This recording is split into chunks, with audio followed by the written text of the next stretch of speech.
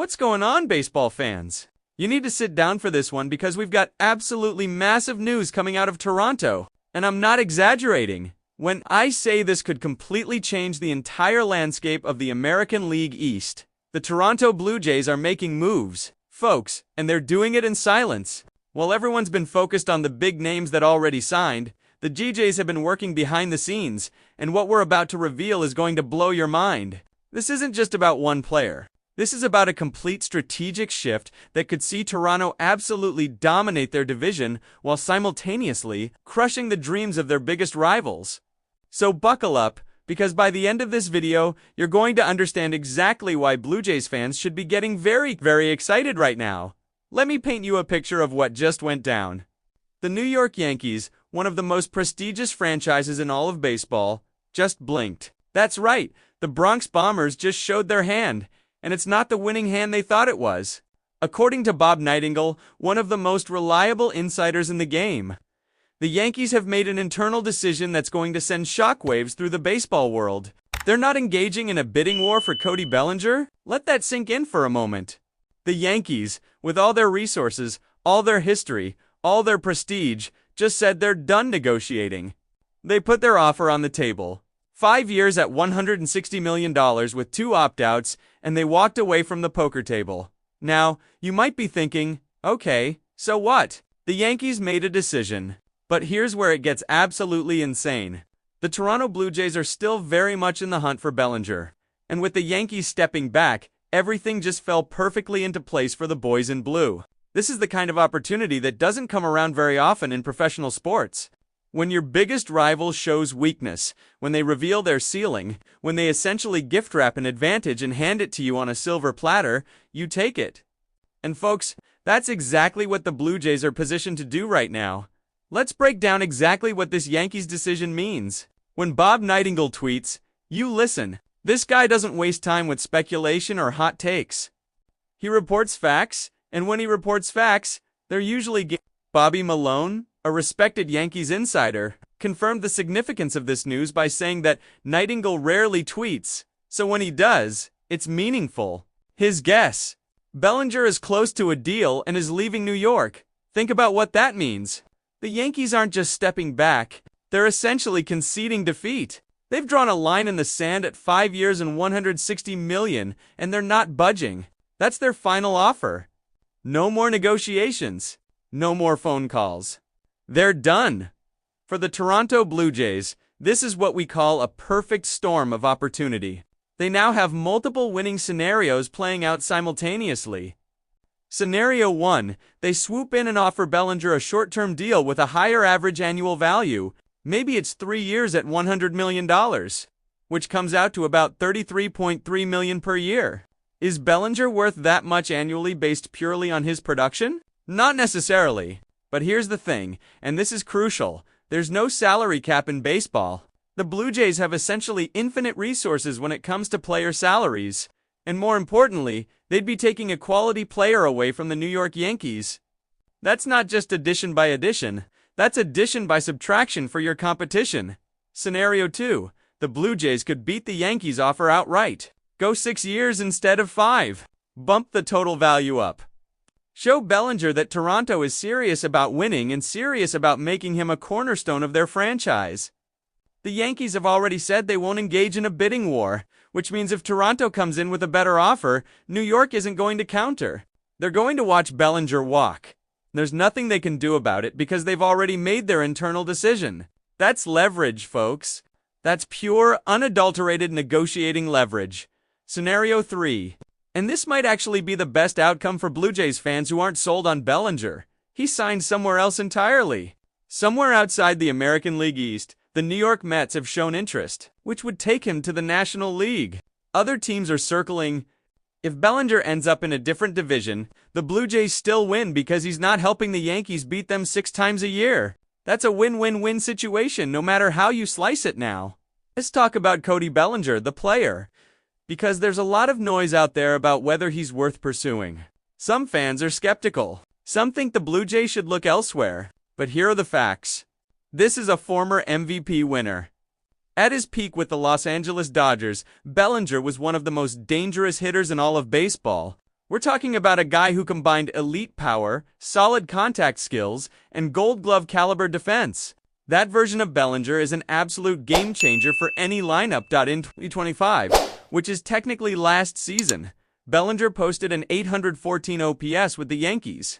That's well above league average, folks. Yes, he benefited from Yankee Stadium's short right field porch. Yes, his numbers might dip slightly playing half his games at Rogers Center instead.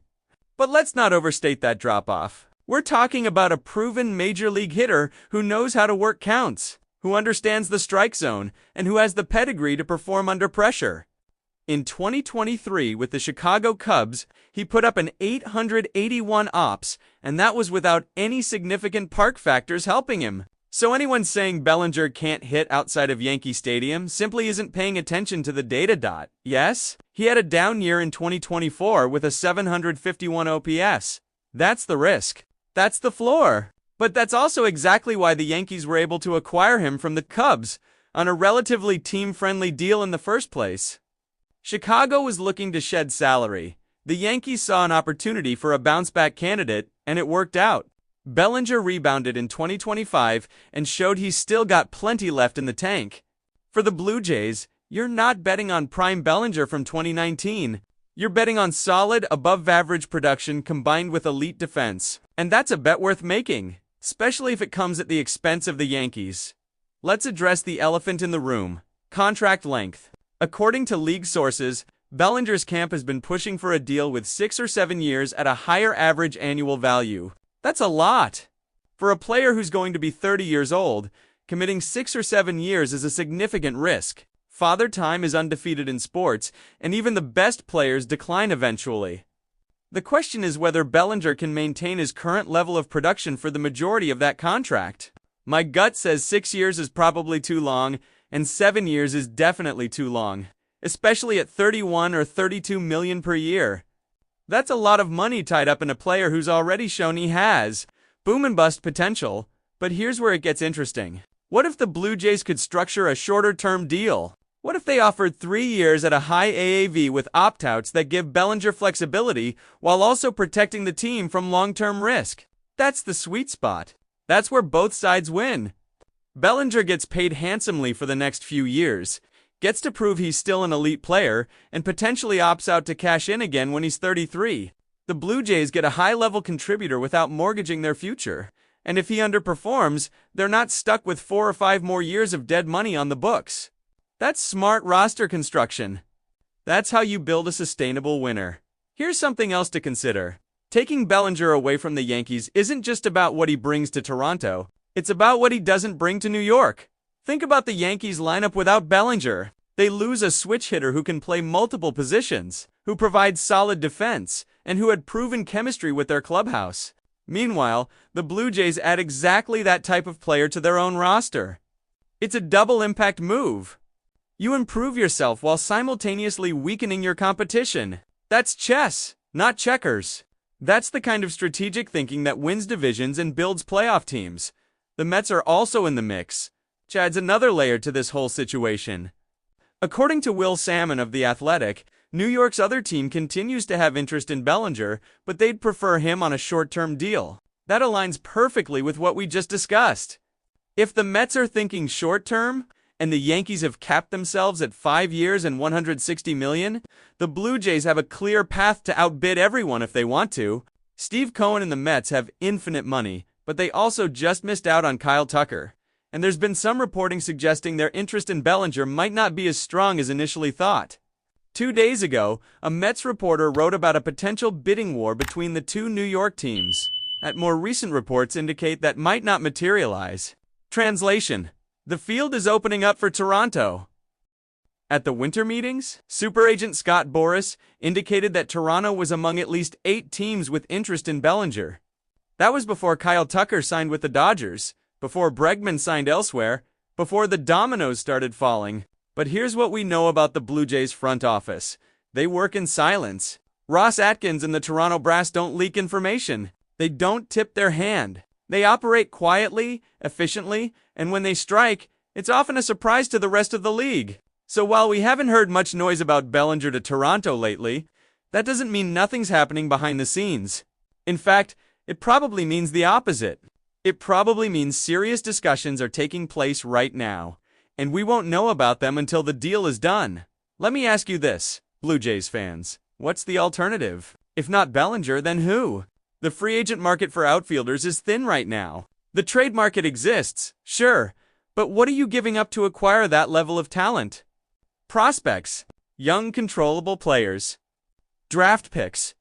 Sometimes the best move is the one staring you right in the face. Bellinger is available. He's proven. He's exactly the kind of player who could slot into left field, move Nathan Lukes into a trade package for bullpen help, and immediately upgrade to areas of need simultaneously. That's efficiency. That's maximizing your resources. Speaking of maximizing resources, let's talk about something that flew completely under the radar while everyone was focused on the big names. On January 15th, right in the middle of the Kyle Tucker sweepstakes, the Toronto Blue Jays made a significant international signing that barely got any coverage. They signed Juan Carreset, a catcher from Venezuela, for almost $2 million. That's a substantial chunk of their international bonus pool, folks. This isn't a throwaway signing. This is a statement about the future of the organization. According to Baseball America's scouting report, Carreset possesses a well-balanced set of skills, both behind the plate and in the batter's box. He's athletic, agile, and projects as a high-level receiver with the ability to handle pitchers who throw with high velocity. For an organization whose catching depth isn't what it used to be, this is a huge addition to the farm system. Yes, they have Alondro Kirk at the major league level. Yes, they have Tyler Heineman as a backup. Yes, they acquired Brandon Valenzuela in a trade for Will Wagner. But depth is never a bad thing, especially at a premium defensive position like catcher. What makes this signing even more impressive is the price tag. $2 million for an international amateur is a significant investment. That tells you the Blue Jays scouting department believes they're getting a future impact player. These are the kinds of moves that don't make headlines now but pay massive dividends 3, 4, 5 years down the road. Remember, building a sustainable winner isn't just about free agency splashes. It's about scouting, player development, and having a pipeline of talent constantly flowing through your system. The Carreset signing shows that Toronto is thinking long-term while also making aggressive short-term moves to compete now. Let's shift gears and talk about Ernie Clement for a second, because his recent comments reveal a lot about the culture of this Blue Jays team. Clement spoke out about his role as a utility player and said something that should make every Toronto fan smile. I love it. I love bouncing around. It helps other guys get in the lineup, helps the manager play the hot hand. That's a team-first mentality. That's a winning mentality. In today's game, having versatile players who can handle multiple positions without complaining is absolutely crucial. With Bo Bichette gone to the Mets, Clement's role becomes even more important. Right now, he's probably penciled in as the primary second baseman.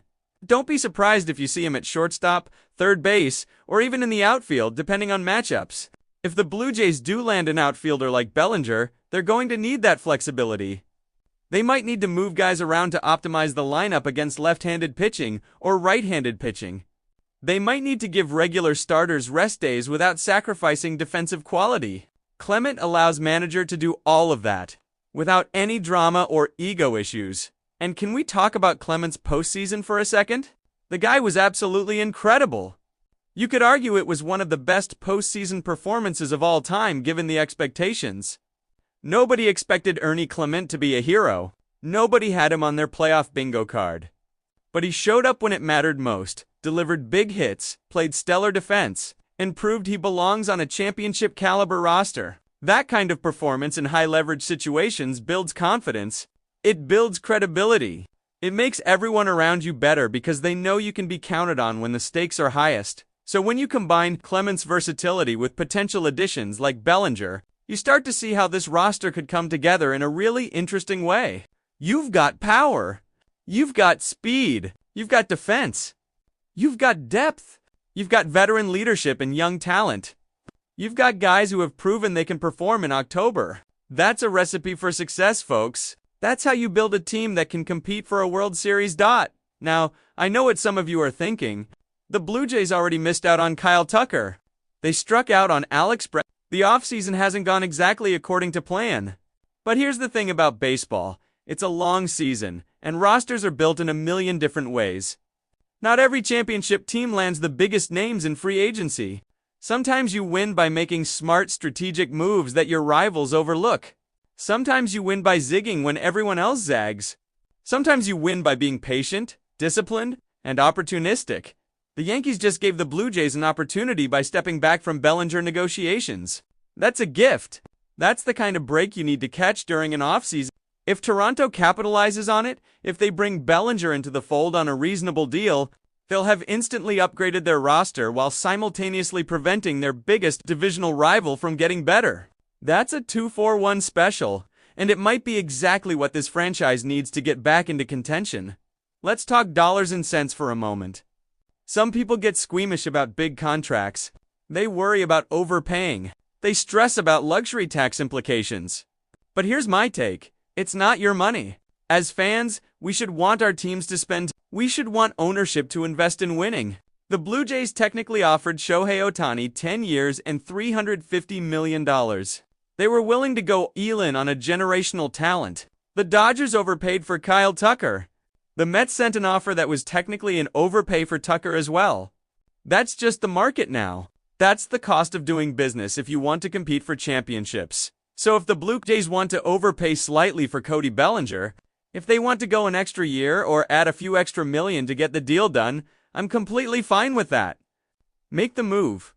Take the swing. Show your fan base that you're serious about winning. There's nothing worse than being a fan of a team that's afraid to spend, that's always looking for the discount option, that's perpetually in rebuilding mode. Toronto has a window right now with their core players. Vladimir Guerrero Jr. is in his prime. The pitching staff has potential.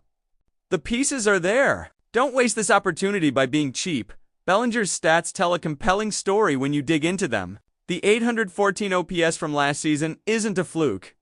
It's backed by solid underlying metrics. His splits might look a little scary outside of Yankee Stadium, but people forget he was great with the Cubs in 2020. He posted an 881 OPS that year in a completely neutral park environment. And obviously, he was excellent multiple times with the Dodgers earlier in his career. Though he was younger then and in his true prime, the point is, there's clear evidence that Bellinger can produce at a high level regardless of where he's playing. Yes, the 2024 season with a 751 OPS is concerning. That's below average. That's not what you want to see from a player you're about to invest significant money in. But context matters. That down year is exactly why the Yankees were able to acquire him cheaply from the Cubs. Chicago wanted to dump salary. New York took a calculated risk on a bounce-back candidate, and it paid off. Sometimes you have to look past one bad season and focus on the larger body of work. Bellinger has shown time and time again that he's capable of being an impact player when he's healthy and confident. And let's not forget about the defense. This is one of the best defensive outfielders in all of baseball. Gold glove caliber, elite roots, strong arm, reliable hands. That can't be understated. Defense wins games, folks. How many times have we seen playoff series decided by one great catch or one perfectly executed relay throw? Bellinger brings that defensive value every single night. Even if his bat goes cold for a week, he's still providing value in the field. That's the kind of player you want on your roster when you're trying to win close games in September and October. The Blue Jays are clearly planning something behind the scenes. Whether it's Bellinger or not, something is brewing. Ross Atkins has made significant trades virtually every offseason since taking over as general manager. He's not afraid to be aggressive. He's not afraid to make moves that surprise people. The Karasek signing shows they're thinking about the future. The continued interest in Bellinger shows they're trying to win now. That's the balance you need. That's how you build a championship organization. There are other players still available on the free agent market. The Tucker and Bregman signings don't mean the offseason is over. There are bullpen arms to be had. There are starting pitchers floating around. There are utility players and depth pieces that can make a difference over a 162-game season. The Blue Jays have been linked to several of these players, and you can bet they're working multiple angles simultaneously. That's modern roster construction. You don't put all your eggs in one basket. You pursue several targets, see which ones develop into realistic possibilities, and then pounce when the timing is right. If Bellinger does end up in Toronto, imagine what that outfield looks like. You'd have legitimate talent across all three positions. You'd have guys who can hit for power, get on base, and play quality defense. Nathan Lukes could be moved in a trade package for bullpen help, which addresses another area of need. Suddenly, you've improved two parts of your roster with one strategic acquisition. That's the kind of domino effect move that transforms a good team into a great team. The fact that the Yankees aren't willing to go higher than 5 years and $160 million is incredibly significant. That's them showing their cards. That's them saying we like Bellinger, but we're not desperate for him. The Blue Jays can exploit that. They can come in with a better offer, make Bellinger feel valued, and steal him right out from under New York's nose. Can you imagine the reaction in the Bronx if that happens? Can you imagine the headlines? Toronto swooping in and landing a quality player that the Yankees wanted but weren't willing to pay for. That would be a statement. That would send shockwaves through the division, even if you're not completely sold on Bellinger as a player. You have to admit the strategic value of this potential move. Taking him away from the Yankees is worth something all by itself. Preventing him from hitting 350 feet pop-ups into the short porch in right field at Yankee Stadium 20 times a year against your pitching staff. That has value. Making the Yankees scramble to find another outfielder, potentially overpaying for a lesser player. That has value. Sometimes the best moves aren't just about who you add, but about who your rivals don't get to add. The Mets factor is interesting too. If Steve Cohen really wanted Bellinger, he'd probably already have him. Cohen has proven he's willing to spend unlimited money to build a winner. The fact that the Mets are hesitant, that they prefer a short-term deal, that there's skepticism about how serious their interest really is, that creates an opening for Toronto. That creates a situation where the Blue Jays might not have to get into a bidding war at all. They might be able to come in with a solid, fair offer and get it done without breaking the bank. Let me bring this all together for you. The Toronto Blue Jays are at a crossroads. They can play it safe, focus on smaller moves, hope their current roster can compete in a loaded American League East, or they can be aggressive. They can take advantage of the Yankees backing off. They can make a splash signing that energizes the fan base and signals that this organization is serious about winning championships. Cody Bellinger might not be the sexiest name available. He might not be the MVP caliber superstar that some fans were hoping for.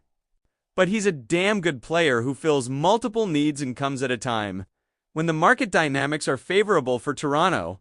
This is the perfect storm. The Yankees drew a line in the sand and won't budge. The Mets are lukewarm at best. Other teams are focused elsewhere. The Blue Jays have the resources, the need, and the opportunity all aligned at the same time. These moments don't come around often in baseball. When they do, you have to capitalize. You have to be willing to make the bold move. You have to trust your scouting, trust your player development, and trust that you can build a roster capable of competing for a World Series. Ernie Clement's comments about embracing his utility role show the kind of culture this team is building. Juan Carasit's signing shows the kind of long-term thinking that creates sustainable success. The pursuit of Bellinger shows the kind of aggressive win-now mentality that fans want to see. When you put all those pieces together, you start to see a franchise that's heading in the right direction. A franchise that's learning from past mistakes. A franchise that's willing to take calculated risks to achieve greatness. So here's what I'm watching for over the next few days and weeks. Does Toronto make a serious push for Bellinger? Do they offer something in the range of 3 years and 90 to 100 million? Do they go longer term to beat the Yankees offer? Or do they pivot entirely and focus on a trade to bring in outfield help? All of those scenarios are on the table. All of them have merit. The key is being decisive and aggressive when the moment calls for it. The Blue Jays have been working in silence. That's been their mode of operation under Ross Atkins. Don't expect daily updates or leaked information. Don't expect insider reports telegraphing every move. Expect radio silence right up until the moment they announce a signing or trade. That's frustrating for fans who want constant updates, but it's smart business. It prevents other teams from adjusting their strategies. It prevents agents from using Toronto as leverage to drive up prices elsewhere. It allows the front office to operate efficiently without external pressure. Everything has fallen perfectly into place for this to happen. The Yankees blinked. The Mets are hesitant. The market is ripe for the taking. Bellinger fills a need. The contract numbers are starting to make sense. Toronto has the financial flexibility to get aggressive. All the pieces are there. Now it's just a matter of execution. It's just a matter of Ross Atkins and the front office having the courage to pull the trigger on a move that could define their offseason. Will it happen? I honestly don't know. Baseball is unpredictable. Negotiations fall apart. Players change their minds. Teams come out of nowhere with surprise offers. But if I'm a Blue Jays fan right now, I'm feeling pretty good about where things stand. I'm feeling optimistic that my team is in a position to make a meaningful addition. I'm feeling excited about the possibility of adding a former MVP to the roster. And I'm feeling satisfied that even if Bellinger signs elsewhere, at least he's not helping the Yankees beat us. This is what makes baseball's offseason so compelling. It's not just about the players who sign. It's about the strategy. It's about the chess match between front offices. It's about reading the market, identifying opportunities, and executing when the moment is right. The Toronto Blue Jays have an opportunity right now, a real, legitimate opportunity to make a splash and improve their roster significantly. Whether they take advantage of it remains to be seen. But make no mistake, the pieces are in place. The door is open. All they have to do is walk through it. We've got a lot to monitor as this situation develops. Keep your eyes on the Blue Jays' social media accounts. Keep refreshing those baseball news sites. Keep listening for any whispers or rumors that might leak out. Because when this thing breaks, when Toronto finally makes their move, it's going to happen fast. 1 minute there will be nothing. The next minute there will be a press conference announcing a major signing or trade. That's how it works in today's game. The Bellinger sweepstakes are heating up whether the media realizes it or not. The Yankees are out. The Mets are lukewarm. That leaves the field wide open for a team like Toronto to come in and get aggressive. Will they do it? Will Ross Atkins authorize the spending required to bring in a player of Bellinger's caliber? Will the Blue Jays ownership group give the green light on a deal that could push payroll into uncomfortable territory? These are the questions that will determine how the rest of this offseason plays out. One thing is certain. Blue Jays fans deserve a team that competes for championships. They deserve an organization that's willing to spend money and take risks to build a winner. The attendance has been strong. The fan support has been incredible. Now it's time for ownership and the front office to reward that loyalty with meaningful moves that signal this franchise is all-in on winning. Cody Bellinger might just be the move that kicks off a new era of Blue Jays baseball, an era defined by aggression, smart spending, and a commitment to excellence. So what do you think, Blue Jays fans? Do you want to see Cody Bellinger in a Toronto uniform? Are you comfortable with a potential 5 or 6 year deal worth over $150 million? Would you rather see that money spent elsewhere, maybe on multiple players instead of one big name? Or would you prefer to see Bellinger sign with the Yankees just to avoid the risk of a bad contract? Let me know in the comments section below. I want to hear your thoughts. I want to know how you'd construct this roster if you were the general manager. And listen, regardless of what happens with Bellinger, this Blue Jays offseason is far from over. There are still moves to be made. There are still players available. There are still trades to be executed. Ross Atkins has proven time and time again that he's capable of pulling off surprising moves when you least expect them. Don't count out this front office just because they missed on a couple of big names. Sometimes the best move is the one nobody sees coming. If you've made it this far, thank you for sticking with me through this deep dive into everything happening with the Toronto Blue Jays right now. This is the kind of analysis and breakdown you're not going to get anywhere else. We go deep. We look at all the angles. We give you the information you need to understand not just what's happening, but why it's happening and what it means for the future of your favorite team. Make sure you smash that like button if you enjoyed this breakdown. Hit that subscribe button and turn on notifications so you don't miss a single update as this Blue Jays offseason continues to develop. Drop a comment below with your thoughts on Bellinger, on the Yankees backing out, on what moves you want to see Toronto make next. Let's get a conversation going. Let's build a community of passionate Blue Jays fans who live and breathe this team every single day. Share this video with your fellow Blue Jays fans. Text it to your friends. Post it on social media. Let's get the word out that something big might be brewing in Toronto. Let's build the hype. Let's show Ross Atkins in the front office that we're paying attention and we're ready to support.